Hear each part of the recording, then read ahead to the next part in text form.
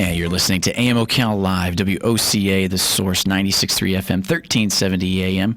Good morning, everybody. Happy Monday, March 30th, as we make our way through another week of COVID crisis 2020. As we do, though, only a few days left here in the month of March, the Ides of March. So make ourselves to April, and now we're only a few weeks away from Easter, which used to be a huge community event in lieu of the community of religious gathering, in lieu of the Lenten season coming to fruition with one of the biggest holidays on the Christian calendar. And speaking of community events that can't take place from Hiers, Baxley, Lena, good morning. How you doing? I'm good. How are you? Not too bad. It was a great weekend. I just wish it was a little bit longer, and I wish it was a different.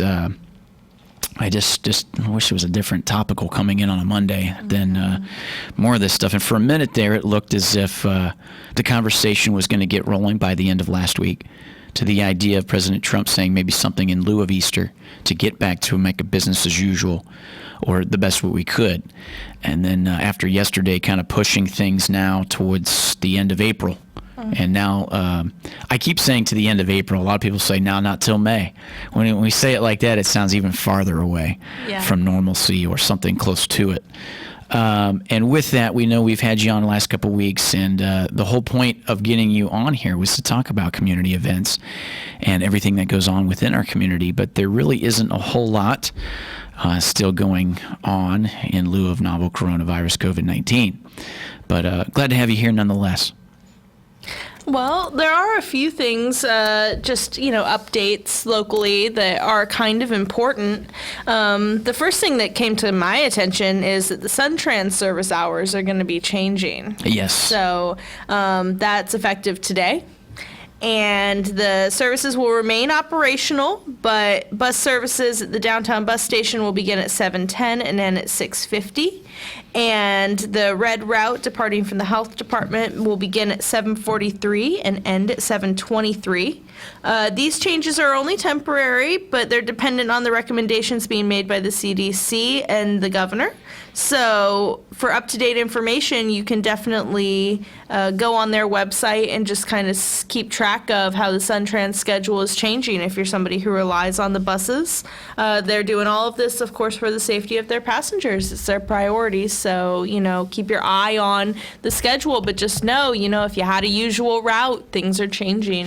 Things are changing, and the idea of the changing schedule is to also kind of end things a little bit earlier, I think, because kind of like yesterday, it being Sunday and the majority of everything closed, you could tell even by 6:30, I went to grab some carry-out food, and there's not hardly anybody on the road. There's not really a lot of people out, and I think what they're doing is they're adjusting their schedule to circumvent the idea that knowing that there's not going to be a whole lot of people riding the bus past those hours, and that gives them more time to, of course, just like they've put out there before, is how sterilizing they are with the inside of everything, with the public transportation, to wipe down and get it sanitized as best they can, and this gives them a little bit more time to do that and everything else.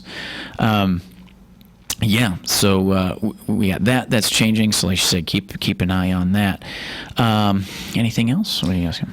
Well, Florida is going to be opening up checkpoints along the border, especially in lieu of the way the outbreak is blossoming in Louisiana. They're suspending vacation rentals for the time being. So if you're thinking about going out of state, or if you know somebody who's going to be traveling back into state from another location, you can definitely expect some backup along the border, just as they're verifying, if there's anybody who needs to be voluntarily self-quarantining, they're going to be making those recommendations, things along those lines. So, traffic patterns may be changing a little bit as you head up north, if you have some reason to be making those kinds of movements right now. Yeah. We were talking about that a little bit after the top of the 8 o'clock hour, as I brought that up a little bit, as Governor DeSantis is now, like we said, I even mentioned on the Rip and Read, with the idea of checkpoints, the Florida-Georgia lines to, fight it on a different front to the idea of transients to come in who may contain the virus or something like that from areas of hot spots. You know, I don't know how I feel about that. Well, I kind of shared how I felt about it this morning a little bit. You pointed out a good point. That's going to change some of the expectation of traffic if you are or need to travel. I think it's a little crazy nonetheless. As that is, you know, like I said, at what point when they talked about, like you said, Louisiana and New York, if you have a New York plate, they automatically pull you over with probable cause. You know, how does that play into our civil rights and stuff like that? It's a little heavy conversation nonetheless, but with that, I digress just to get the information out there that it's something to think about if you had to get on the road. Well, there are a lot of challenges. I think, you know, people are struggling with how do you make the best decision to protect people's safety best. There are some upsides, though, because the tax filing deadline has been extended through July 15th. So if you got a little distracted, if things haven't, been going smoothly, or you're just needing some time to sit down and really think that through, you now have that time available to you. So through July the 15th, the IRS has extended their tax filing deadline, which is, a positive thing. If you've already filed, then you are all set. But if you're somebody who has fallen behind a little bit, now you have this grace period to get it together. So that's always a positive thing. Yeah, and if you figured out that you end up owing about $1,200, just wait for that stimulus check, and then you can pay them right back with it. Nonetheless, right? That's definitely would be an option. You know? Which I guess they're, that was signed on Friday, and they're looking to, have that underway, so to speak, beginning this week to put that all in order, and people in Washington have worked to have that be done. And I think now they're saying that we should maybe see something of that stimulus check dropping maybe by the end of this month and into May. I think it said with the people who had done the e-file and direct deposit, they could probably see it sooner. Most people who are waiting on a check will probably not see that until May. Yeah. Speaking, though, of the stimulus package, there was some provisions made for small businesses. So the Ocala Chamber of Economic Partnership has put out a really useful informational link on their website talking about the emergency loans. They have a small business guide and a checklist. And so if you're wondering, would you possibly be eligible for this, then you can go on the CEP website. You can check out their guide. You'd have to be a small business with less than 500 employees. A 501c3 with less than 500 employees, an individual who operates as a sole proprietor, somebody who operates as an independent contractor, someone who's self-employed, or, a variety of veterans organizations and things like that. So if you are in the accommodation and food service sector, you could be the 500 employee rule is based on your physical location. So even if you're a part of a chain, if you're owning a franchise, or if you're just working at a single location, you might be eligible. So more people than they might even know might qualify for this kind of relief. So if you're interested, you can go on the CEP website and check out their emergency loan information. Excellent. With that being said, girl, we're going to take a short little break, and then we'll come back. We'll talk a little bit more, and then roll from there. You're listening to 96.3 FM, 1370 AM, The Source, and we'll be back right after this.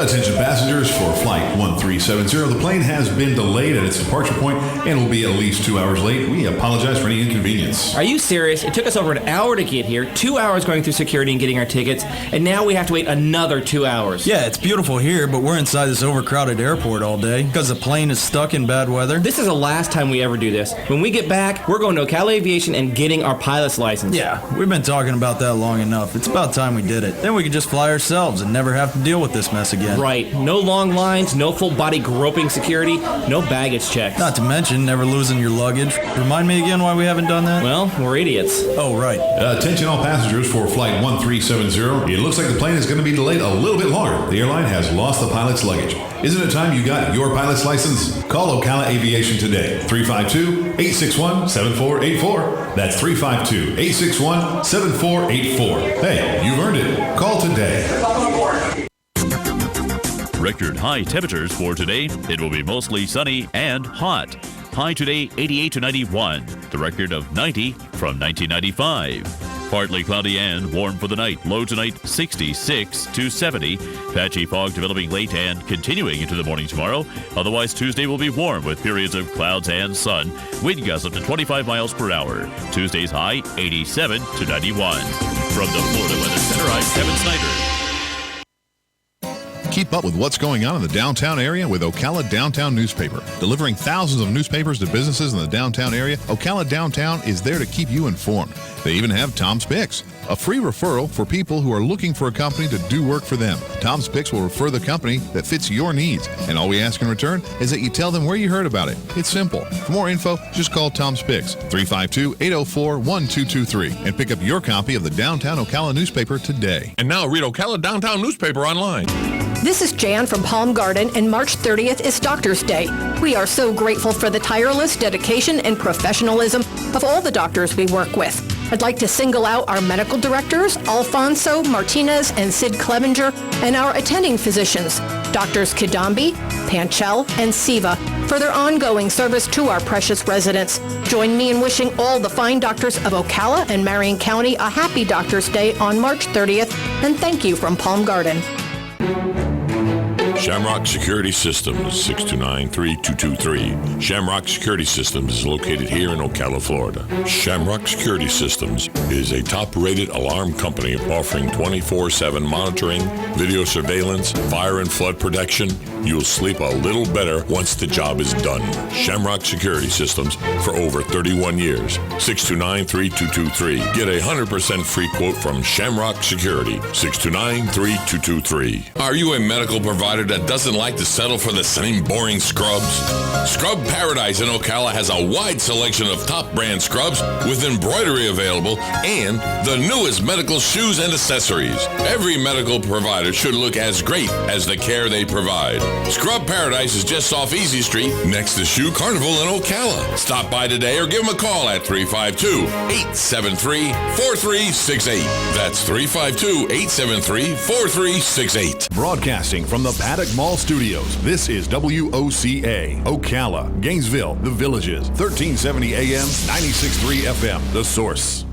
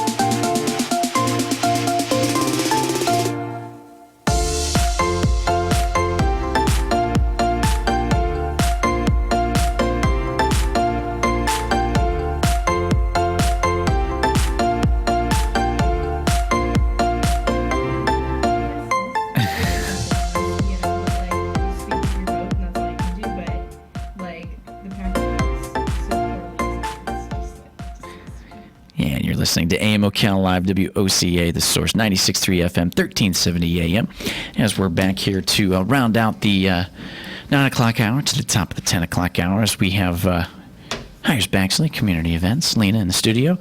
As we were talking off air there, just a little bit about how we try to bring about, the information of community events, and with everything changing, still just trying to give some good information to the community nonetheless, as we mentioned some things already. As we got a few minutes left here, and I don't know if you want to stick around for a little bit after the top of the 10 o'clock hour to talk about what I got to watch a little bit this weekend.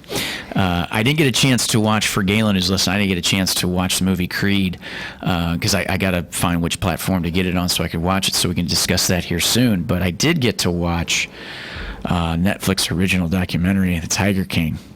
I've been watching it too. It seems like us and everybody else that you see on social media all on the same page about that. Is it just me, or is it such a nice design distraction, emotionally, vividly, about what goes on with those people in that world? And it's still not, 2011 he kind of began the documentary and everything, so it's still kind of relevant up to kind of now, and it's a nice distraction when we don't have, the sports or the theater, we don't have movies and all that.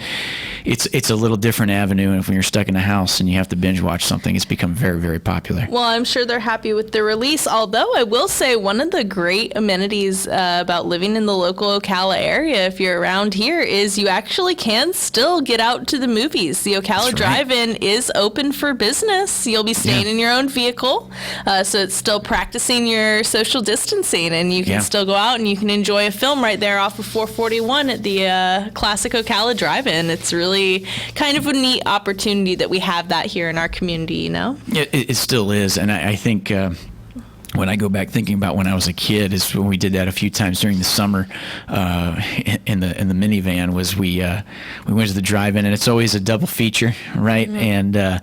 And the fact that we still have something like that a little bit here to do is a little bit refreshing, knowing that, like, all right, there's some thought and something that we can do, and something you can still do to practice the personal responsibility in lieu of the coronavirus, but then still kind of do something out of the norm that still spends time with family and stuff like that. However, I'm not sure. Do you know what pictures are playing? I don't know what pictures are playing, but I'm sure you could go on their website.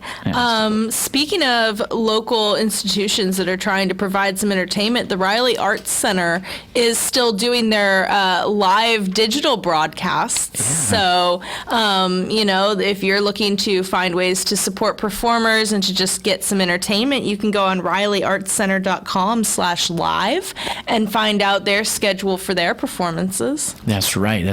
And, that's kind of the trend. As we were talking, we mentioned Central Florida before you came on there, Lena. It was the idea, the transition to doing a lot of online stuff and webinars, webcams that we talked about before we had CF on, a woman who is all about kind of helping businesses and everything with the communities that are out there to use more broadband and stuff like that due to the increase of online, and kind of keeping a notion that if you have to stream or do whatever, you kind of prioritize what you have at home to do.